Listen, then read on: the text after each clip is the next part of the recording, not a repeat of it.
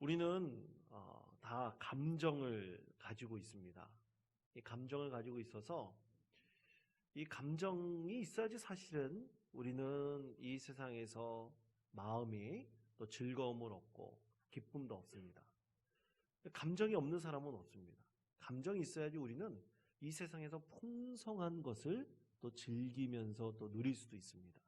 그런데 이 감정을 잘못 다루면 이 감정이 우리의 모든 것을 다 삼켜버릴 수도 있습니다. 그래서 감정을 잘 다루는 사람, 그것이 인격적인 사람이고 또 품성이 아주 좋은 사람이다, 이렇게 얘기할 수가 있습니다. 근데 요즘 우리는 주변에 일어나는 사건, 사고들을 보면 이 사람이 감정을 다루지 못해가지고 큰 실수를 범해서 그것이 자기에게 결국 큰 해를 입히는 경우들이 참 많습니다. 얼마 전에 있었던 사건을 보면 길을 가다가, 특히 운전하다가 서로 이제 운전하다가 서로 싸우게 된 거죠. 경쟁을 하게 된 거죠. 그래가지고 멈춘 운전자에게 이 상대편 운전자가 내려가지고 큰 몽둥이로 유리창을 깨고, 그리고 그 차 안에 있던 사람들에게 해를 미쳐가지고 결국 폭력으로 이제 죄를 묻게 되는 그런 사건도 있었고요. 또 안타깝게도 진짜 며칠 전에 있었던 뉴스였었는데, 저는 그 뉴스를 보면서 너무나 마음이 아프고, 참 어떻게 저럴 수 있을까?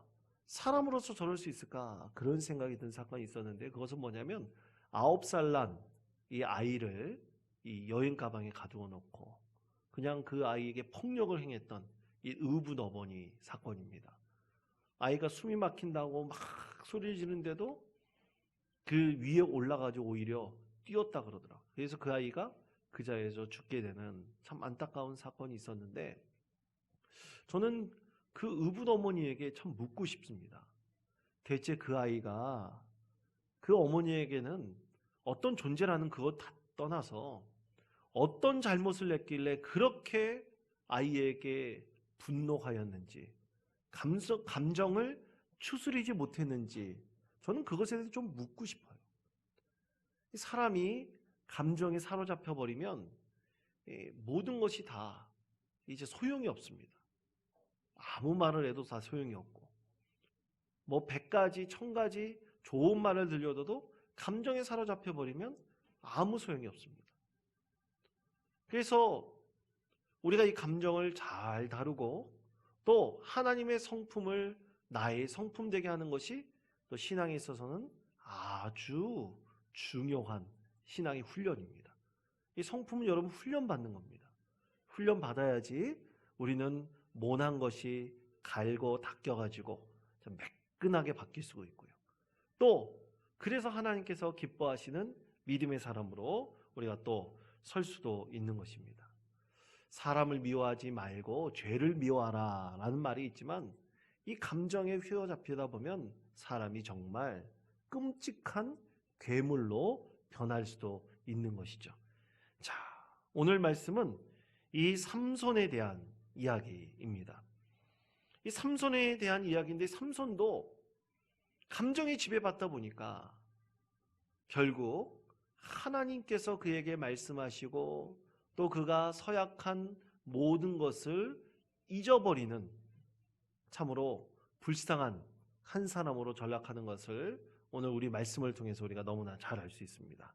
여러분, 인간에게는 굉장히 원초적인 감정이 있어요. 그때 예전에도 한번 말씀드린 적이 있는 것 같은데, 그걸 핵심 감정이라고 합니다. 이 핵심 감정 중에서 오늘 삼손이 품고 있는 가장 중요한 핵심 감정은 뭐냐면 분노입니다. 분노의 감정을 이 삼손은 주체하지 못하고 있습니다. 자, 삼손을 하나님께서 이스라엘에 뭘로 세워주셨습니까? 사사로 세워주셨죠. 삼손은 이스라엘의 12번째 사사입니다. 그래서 사사기에 기록되어져 있는 마지막 사사입니다. 그 다음에는 엘리나 이 사무엘은 사실 학자들마다 이 사사로 포함시키기도 하고 포함시키지도 않기도 하지만, 여하튼 이 사사기에 기록되어져 있는 마지막 하나님의 사사는 삼손이었습니다. 그런데 여러분, 우리 지난 시간에 우리 사사에 대해서 한번 나누었었는데 사사에 대해서 한번 다시 한번 되짚어 보도록 하겠습니다. 자, 사사를 세우신 하나님의 뜻이 있습니다. 한번 여러분 잘 생각해 보십시오. 사사를 세우신 하나님의 뜻이 있어요. 자, 사사를 다른 말로 우리는 재판관이라고 배웠죠. 그렇죠? 예, 재판관입니다. 백성들 사이에 일어나는 여러 가지 일들을 하나님의 말씀대로 재판하는 사람이에요. 그래서 이 사사는 하나님의 그 온전한 율법을 집행할 권한이 있는 사람입니다. 바르게 권한을 해야 돼요. 그리고 이 백성들을 그렇게 바르게 하나님의 말씀을 집행할 수 있도록 해서 백성들을 온전한 하나님의 예배자로 만들어야 될 그 의무가 이 사사들에게 있습니다. 또 하나, 제사장 나라를 되는 거예요. 제사장 나라의 백성들로 만들어 나가는데 가장 중요한 지도력을 발휘해야 될, 리더십을 발휘해야 될 사람이 누구냐? 바로 사사입니다. 그리고 또 하나, 여러분 그 교재에 있는 외세로부터 백성들을 보호해가지고 백성들이 든든한 방비를 할 수 있도록, 그래서 이방 족속들과 싸워서 백성들이 승리할 수 있도록 이 군사력을 모으고 통합할 수 있는 사람이 바로 사사입니다. 사사에게는 여러 해야 될 의무들, 그 사명들이 사사에게 주어져 있는 것이죠. 자, 그렇다면 이 삼손이란 사람은 어떤 사람인가? 여러분, 삼손의 이력에 대해서 여러분 교재에 제가 몇 가지를 기록해 놨는데요. 자, 삼손은 소라 땅 단지파 소속 마노아의 아들이라고 되어 있습니다. 소라 땅이라고 되어 있어요. 우리 권사님 딸 중에 소라가 있는데 소라 땅이라고 합니다. 이 단지파 소속의 마노아의 아들인데, 여러분 우리 성경에는 그 말씀이 있지 않지만 유대인이 사용했던 율법의 다른 교과서로 미슈나라는 책이 있는데 그 책에 보면 이 삼손의 어머니도 나시린이었다라는 기록이 있습니다. 여하튼 이 나시린은 여성도 되기도 하고 노예도 나시린으로서 구분하기도 했다고 하는데요. 이 성경에 보면 이 삼손이 누굽니까? 나시린이라는 사람입니다. 나시린이라는 것을 조금 뒤에 우리가 또 함께 배워보도록 하고요. 그리고 하나님의 사자의 계시로 삼손이 세상에 태어났습니다. 성경 말씀에 보면 하나님께서 계시로 태어나게 한 사람들이 몇 명 있어요. 가장 대표적인 사람이 누굽니까? 하나님의 계시로 태어나게 한 사람, 이삭이죠. 이삭. 여러분 아주 똑똑하십니다. 이삭은 하나님께서 약속하신 약속의 자녀예요. 그래서 그 이삭 같은 사람 하나님께서 태어나게 해주셨고, 또 그 다음에 또 있어요.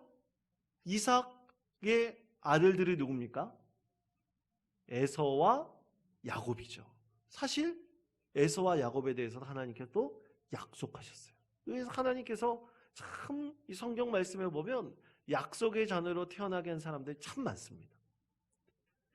이 마노아의 아들인 삼손도 이 마노아의 아내가 아기를 낳지 못했어요.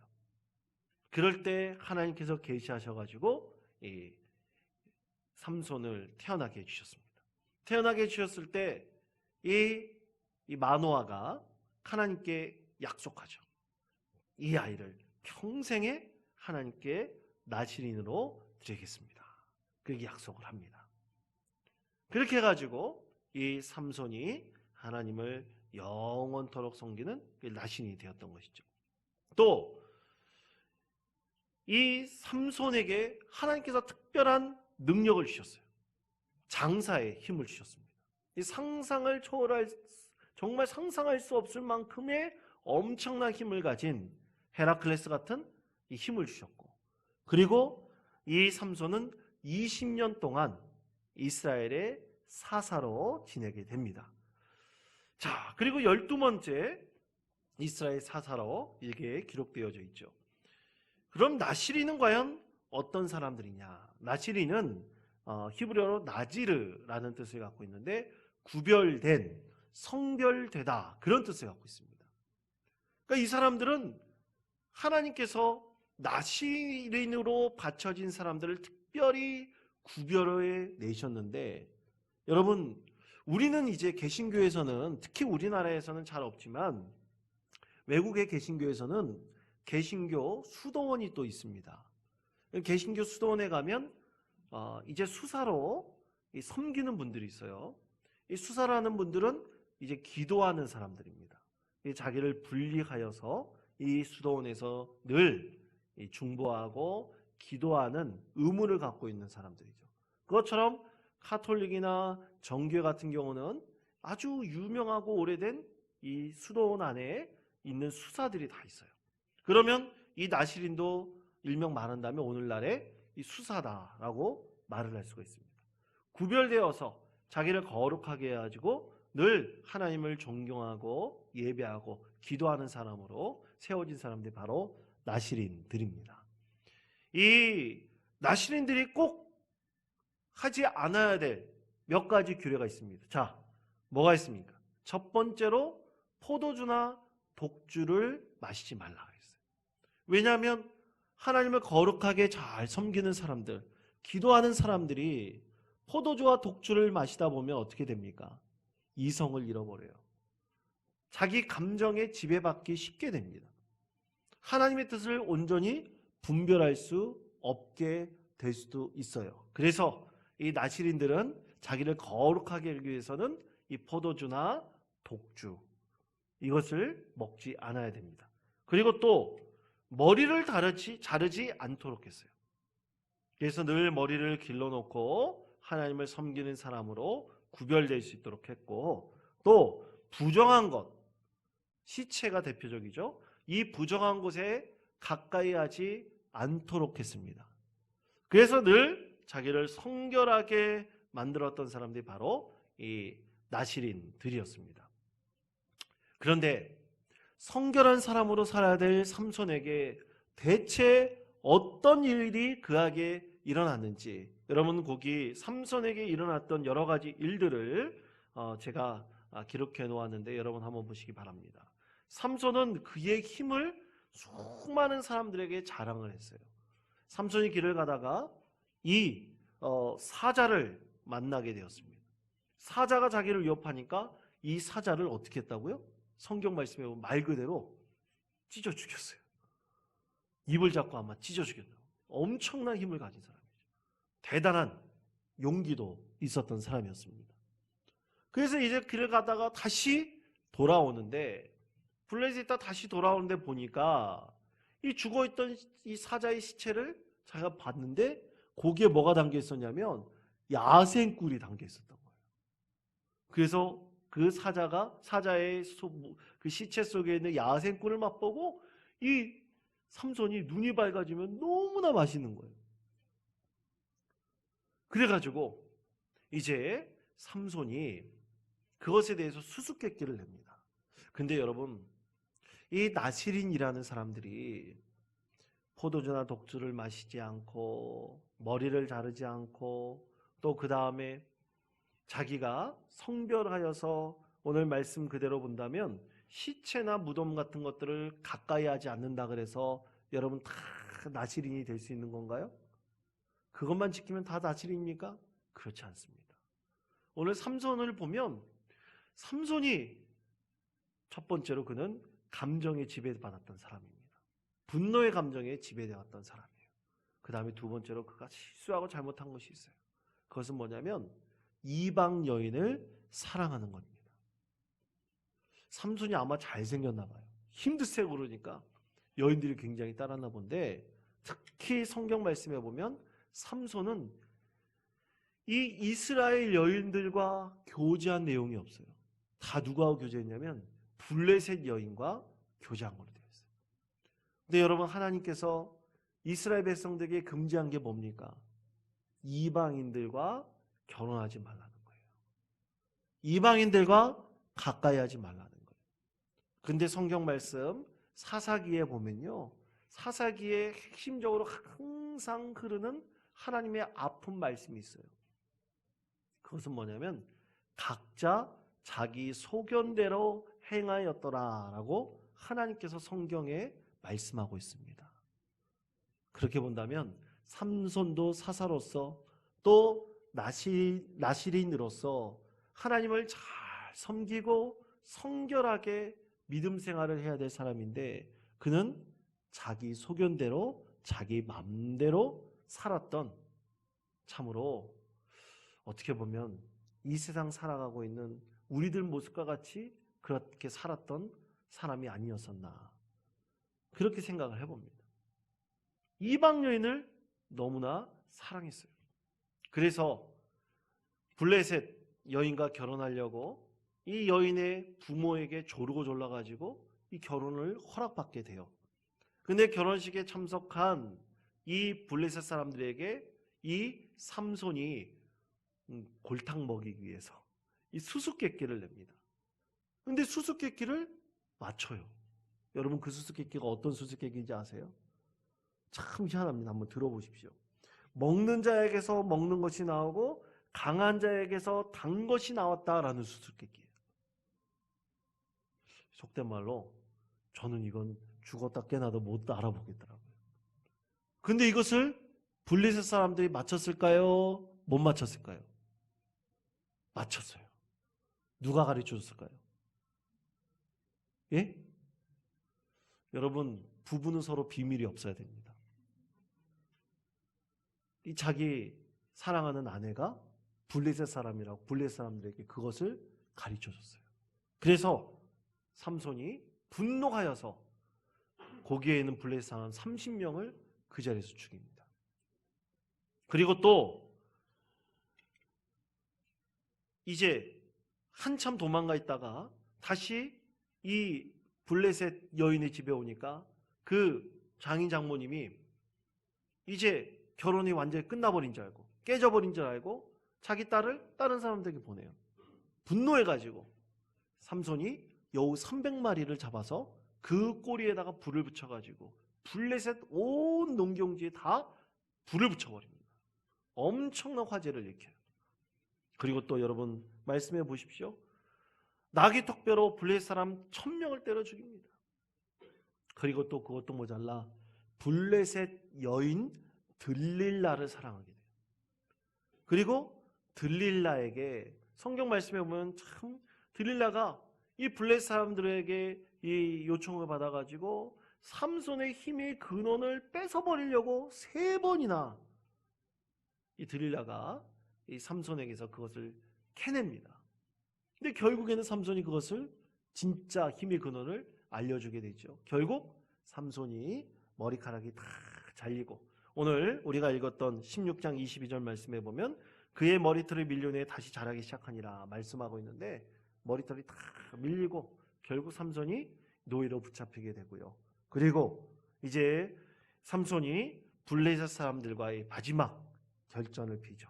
다곤 신전에 모인 3000명의 사람들과 함께 폭망해서 죽습니다. 그의 마지막 힘을 다 하여서 그 다곤 신전을 무너뜨리고 그 블레셋 사람들을, 조롱하였던 블레셋 사람들을 다 죽게 만듭니다. 참 아픈 역사가 있는 것이죠. 그때 삼손이 이번만 나를 강하게 하사, 그러면서 하나님께 마지막 사명을 다하는 울부짖음을 하나님께 기도하면서 하나님께 간절히 기도했습니다. 그리고 하나님께서 그에게 힘을 부어주시고 마지막으로 저 원수된 블레셋을 물리치고 하나님께서 그에게 부여하신 이 사사의 사명을 끝까지 감당하는 것이 바로 오늘 말씀의 이야기입니다. 여러분, 우리 그리스도인들도요, 삼손처럼 늘 죄에 빠질 수가 있습니다. 우리가 안 빠지고 싶어도 빠질 수밖에 없는 것이 바로 우리 연약함입니다. 근데 이것에 이겨낼 수 있는 길은 단 하나입니다. 늘 우리를 성별하고 구별하여서 하나님 말씀에 빗대어서 우리가 늘 하나님 앞에 얼마나 온전하게 쓰는 것이 참으로 우리에게 귀한 것인지 그것을 늘 생각하고 소망하고 기도하는 사람은 죄가 빠지더라도 온전히 돌이킬 수가 있습니다. 중요한 것은 그 즉시 돌아오는 것입니다. 그리고 삼손처럼 우리에게 이번만 강하게 힘을 주십시오. 이 유혹에서 이겨나게 해주십시오. 승리하게 해주십시오. 하나님, 우리가 진정으로 이것에서 유혹받지 않고 이기게 해주십시오. 하나님께 간절히 기도하며 그것에 승리하는 것입니다. 그렇게 된다면 하나님께서 분명히 우리를 그 죄악 가운데서 승리케 해주실 것이다 믿습니다. 자, 이제 이것을 통해서 우리가 알 수 있는 것이 두 가지가 있습니다. 첫째, 하나님을 의지하지 않으면 우리는 모든 것을 잃어버릴 수도 있습니다. 자, 사사기 16장 25절의 말씀입니다. 우리 사사기 16장 25절의 말씀 우리 다 같이 읽겠습니다. 그들이 마음이 즐거울 때 이르되 삼손을 불러다가 우리를 위하여 제주를 부리게 가자 하고 옥에서 삼손을 불러내매 삼손이 그들을 위하여 제주를 부리니라. 그들이 삼손을 두 기둥 사이에 세웠더니. 아멘. 마지막 운명의 결전을 삼손이 벌이죠. 다곤 신전에서 함께 죽을 것을 결단하고 그는 마지막 사명을 다했습니다. 여러분, 그런데 삼손은 그 이전에 자기의 엄청난 힘이 스스로에서부터 나온 것으로 교만하고 착각을 했습니다. 그런데 여러분, 우리 인생에 있어서 진정한 성령의 능력은 바로 하나님께서 주시는 것입니다. 영적인 능력은 바로 하나님께서 주시는 것입니다. 죄의 유혹에서 이겨나갈 수 있는 거 하나님께서 주시는 것이고요. 그리고 우리의 모든 앞길을 인도해 주시고 함께 해 주시는 분은 바로 하나님이십니다. 하나님의 도우심이 우리 가운데 있을 때 우리는 새 힘을 얻게 되는 것이죠. 그래서 여러분 시편 18편 1절 2절 말씀을 보십시오. 우리 다 같이 읽겠습니다. 시작. 나의 힘이신 여호와여, 내가 주를 사랑하나이다. 여호와는 나의 반석이시요 나의 요새시요 나를 건지시는 이시요 나의 하나님이시요 내가 그 안에 피할 나의 바위시요 나의 방패시요 나의 구원의 뿌리시요 나의 산성이시로다. 아멘. 자, 육신은 내 것이지만 그 힘의 모든 근원은 하나님께로부터 나온다. 예수님을 의지할 때 우리를 새롭게 해주시고 믿음 가운데서 세상에 대해서 승리케 해주신다. 성령님의 도우심이 우리 가운데 늘 있어야지만 우리는 이 세상 가운데서 힘을 얻을 수 있다. 우리 이것에 대한 간절한 소망과 믿음이 있어야 됩니다. 우리가 하나님을 의지하지 않는다면 한순간에 우리는 모든 것을 잃어버릴 수도 있습니다. 두 번째로, 죄가 왕성한 가운데서도 하나님의 역사는 분명히 우리 가운데 나타납니다. 자, 사사기 16장 28절의 말씀입니다. 삼손이 여호와께 부르짖어 이르되 주 여호와여 구하옵나니 나를 생각하옵소서. 하나님이여 구하옵나니 이번만 나를 강하게 하사 나의 두 눈을 뺀 블레셋 사람에게 원수를 단번에 갚게 하옵소서. 아멘. 죄가 깊고 왕성하게 되면 우리는 영적 분별력을 잃어버릴 수가 있습니다. 여러분, 우리는 세상을 바라보는 시각을 반드시 영적인 시각으로 바라보면서 영적 분별력을 가지고 있어야 됩니다. 여러분, 요즘 뉴스 보면 참 뉴스 보고 싶지 않은 것들이 너무나 많아요. 요즘 뉴스는 딱 두 가지로 구분됩니다. 우리나라 정치권에서 싸우는 거 하나하고 그 다음에 이 코로나19 다 그 두 가지로 구분돼요. 근데 이걸 보면 너무나 혼란스러워요. 대체 무엇이 옳은 것인지 도저히 분간할 수가 없어요. 그럴 때 우리는 늘 기도하면서 하나님께서 우리에게 영적 분별력을 주셔서 하나님의 의를 우리가 꼭 이룰 수 있도록 해달라고 기도해야 됩니다. 세상 풍파에 흔들리지 않고 하나님께서 이 영적 분별력을 갖게 해달라고 늘 기도할 때 하나님께서 우리의 심령을 주장하여 주시고 분명히 하나님의 의의 길로 우리를 인도해 주십니다. 그래서 다윗도 고백하지 않았습니까? 사망의 음침한 골짜기로 다닐지라 내가 해를 두려워하지 않을 것은 누가 함께 하신다고요? 주께서 나와 함께 하시기 때문입니다. 그 믿음을 우리가 늘 가지고 있어야 됩니다. 그래서 우리는 영적 분별력을 늘 키워나가야 돼요. 여러분, 영적 분별력은 내가 갖는 느낌도 아닙니다. 감정도 아닙니다.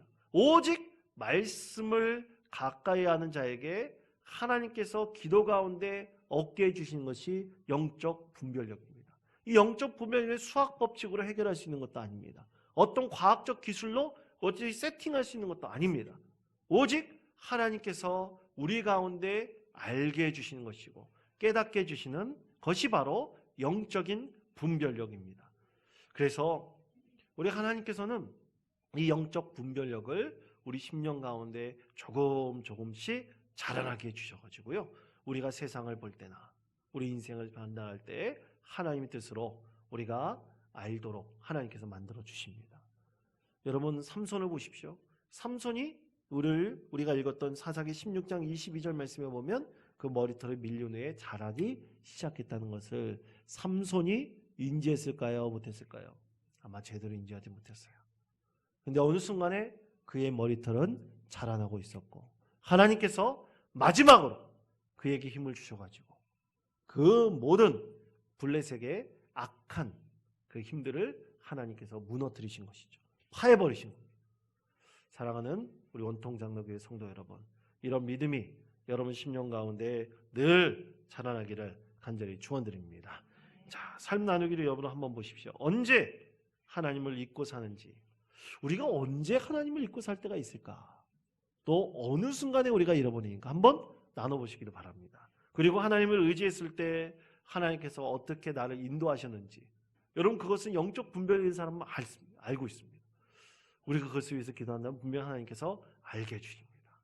여러분 심령 가운데 이런 영적 분별력이 꼭 세워져서 삼손과 같이 죄가 많은 우리 인생이지만 하나님께서 마지막에는 이 사단의 세력에게 승리케 해주시는 하나님의 놀라운 은혜가 여러분 가운데 또 우리 모든 성도들 가운데 있기를 간절히 축원드립니다. 자, 이 시간